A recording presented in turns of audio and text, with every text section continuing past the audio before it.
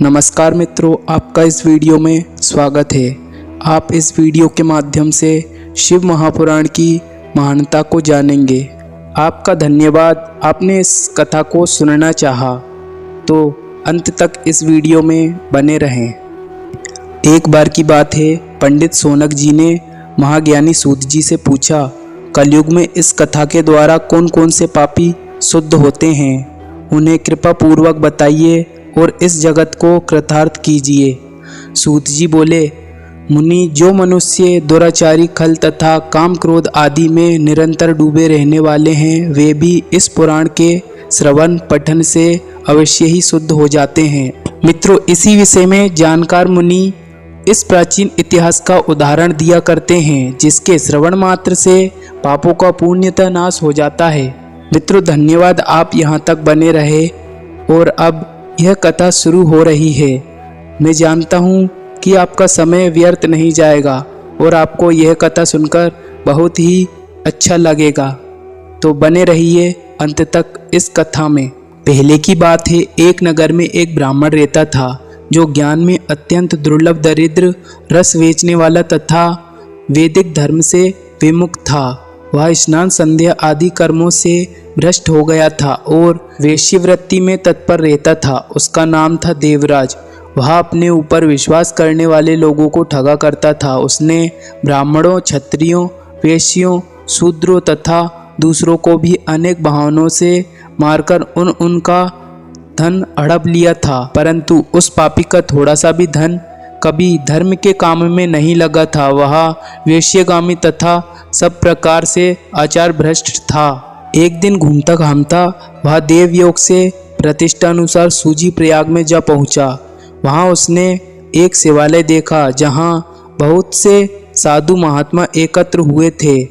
देवराज उस शिवालय में ठहर गया, किंतु वहां देवराज को बुखार आ गया। उस बुखार से उसको बड़ी पीड़ा होने लगी। वहां एक ब्राह्मण देवता शिव पुराण की कथा सुना रहे थे।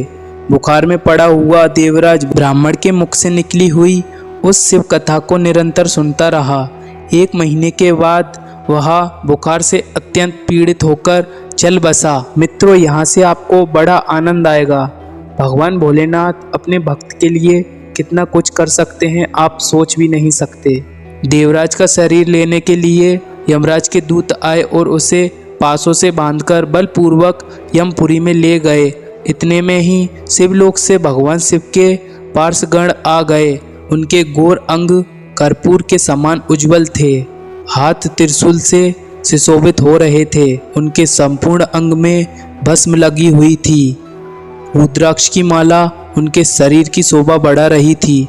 वे सब के सब क्रोधपूर्वक यमपुरी में गए और यमराज के दूतों को मार पीट कर बारंबार धमकाकर उन्होंने देवराज को उनके चुंगल से छुड़ा लिया और अत्यंत अद्भुत विमान पर बैठाकर जब वे शिवदूत कैलाश की ओर जाने लगे, उस समय यमपुरी में बड़ा भारी कोलाहल मच गया।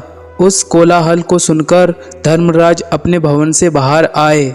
साक्षात दूसरे रुद्रों के समान प्रतीत होने वाले उन चारों दूतों को देखकर धर्मज्ञ धर्मराज ने उनका विधि पूर्वक पूजन किया और ज्ञान दृष्टि से देखकर सारा वृत्तांत जान लिया। उन्होंने भय के कारण भगवान शिव के उन महात्मा दूतों से कोई बात नहीं पूछी, उल्टे उन सबकी पूजा एवं प्रार्थना की।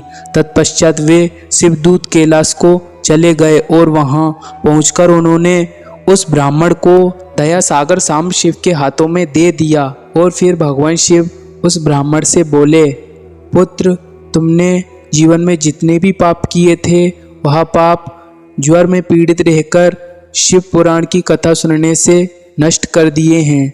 इसलिए तुम्हें यमपुरी से छुड़ाकर शिवपुरी में लाया गया है। तो मित्रों, आपने समझ ही लिया होगा कि भगवान शिव कितने दयालु और कितने महान हैं। जीवन में अगर आप खुश रहना चाहते हैं तो भगवान शिव की पूजा और भगवान शिव की शिव महापुराण जरूर सुने। और आपको पता ही चल गया होगा कि आपने जो भी पाप किए हैं उन्हें नष्ट करने के लिए भगवान शिव की शिव पुराण जरूर सुनना चाहिए या पढ़ना चाहिए।